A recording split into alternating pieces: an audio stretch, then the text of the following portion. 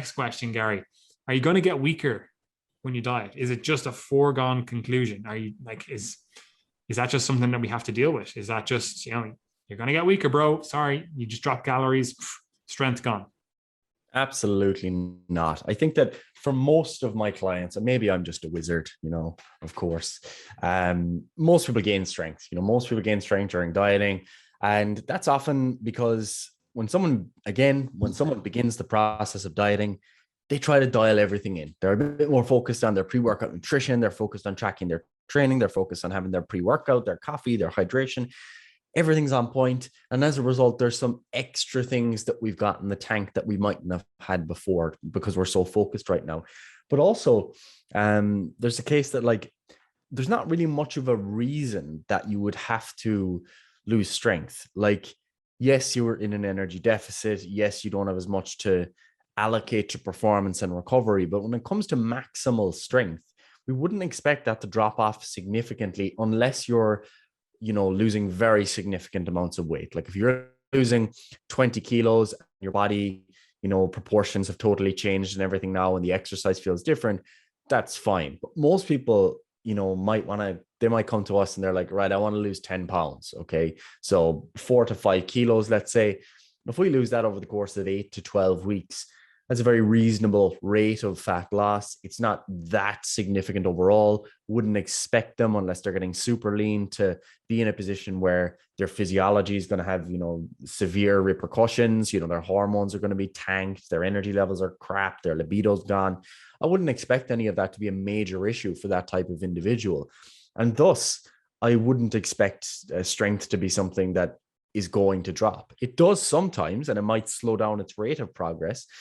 But in the vast majority of cases, I expect people to gain strength. And that is especially the case if you're still early on in your training career, and or if you are just beginning to manage your overall training and nutrition a bit better. The reality is that most people have lots of scope for improvement with how they put together their training, how they actually program over the long term. And if you're not already exploiting all of those things that could potentially be contributing to your strength, then I absolutely would expect you to have strength gains in the tank, even if you are in an energy deficit. I couldn't agree with you more. Like I always find, even just personally, like anecdotally, that I continue getting stronger even when dieting. I actually prefer getting stronger while dieting. Like I find that dieting really helps the strength gaining process because, again, like you said, everything's dialed in. I'm pretty dialed in most of the time, but again, like with fat loss, you are that little, even if it's 5% extra dialed in, it's like, it helps, right?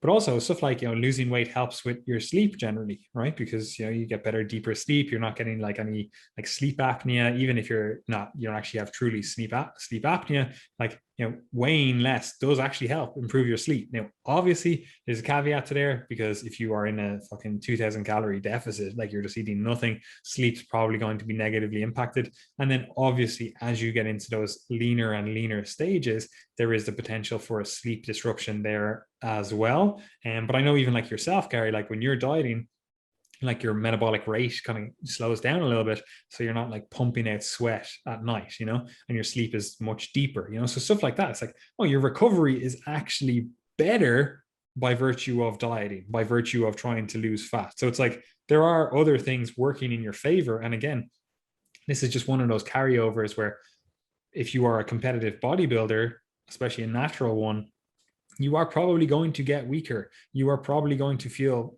pretty crappy as you get leaner and leaner, right? But we're talking about going from 12% down to like 6% or something, right? Like you're not going to feel those same things going from 18% down to 10%, right? Like you're not going to feel as bad. Well, there are obviously going to be diet adaptations, and there are obviously going to be some potential negative feelings around dieting, like you're not getting to eat as much food and stuff. It's not the same. It's simply not the same as having to get down to ridiculously low levels of body fat, right?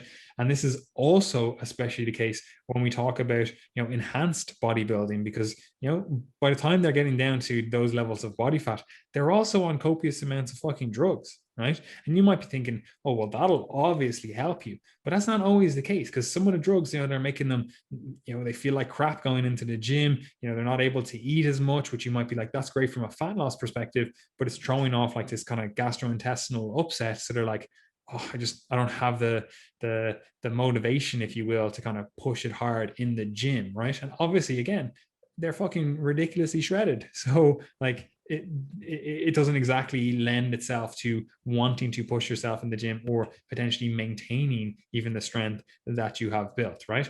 But again, even if you see enhanced bodybuilders, they will still be trying to maintain as much strength as possible, as long as possible into that diet. So we don't want to get weaker. We want to try to stay as strong. Like getting weaker is never the objective. So don't go in with the mindset of I'm going to get weaker. And then you probably won't, right? Again, like I said, most of my clients, they get stronger through the process. The vast majority of them. Now, again, that could be just the clientele that we work with, general population. But I'd hazard a guess that the vast majority of the people that are listening to this are in the general population.